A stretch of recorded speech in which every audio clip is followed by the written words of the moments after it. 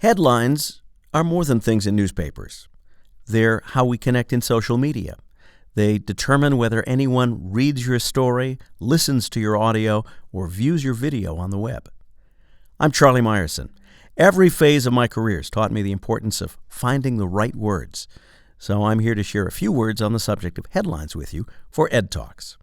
The Internet's given us plenty of data on this, but I'm going to spend the next 3 minutes or so in this Ed Talk just giving you the bottom line. Hint, it's mostly just good old-fashioned writing, like omitting needless words. Consider Twitter, texting, tiny smartphone screens that truncate subject lines. Would you do this? No, it's a stupid use of your subject line. But a lot of news organizations do that by failing to use subject and from fields wisely in their email. Common mistakes include repeating the from field in the subject line, repeating the subject line from day to day, and not putting interesting words first in the subject line. Compare those dispatches in the last few slides to these, which use interesting, concrete nouns and verbs, and make sure those words show up before the line gets cut off by a smartphone screen or a desktop window. You see how few words you get? Make every one count. This isn't about clickbait. This is about good headlines and bad headlines. Good headlines connect content to the maximum number of people to whom it's useful and relevant. Bad headlines fail to connect content with people who'd find it useful and relevant. For all headlines, put the story's most interesting word or phrase as close as possible to the start of the headline. How to determine that word could be the subject of another Ed Talk, but in general, you can trust your gut. 2 flavors of headline: search engine optimized or SEO headlines, headlines for robots, and curiosity gap headlines or headlines for people. SEO-friendly headlines are those stupid simple titles that look like the answer to a Google search.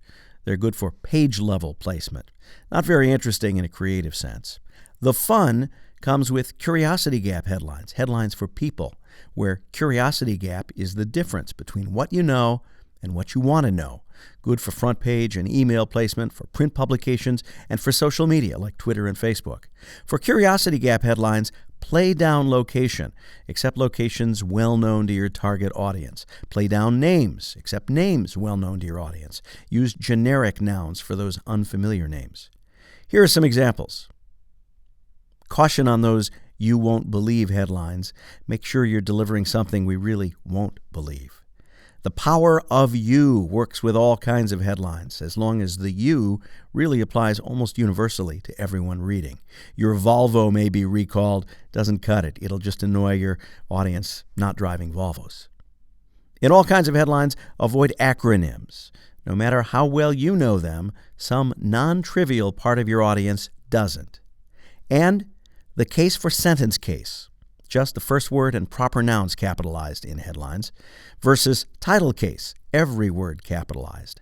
Concrete nouns drive traffic. The most concrete nouns are proper nouns. So why not make proper nouns easier to find by capitalizing just them?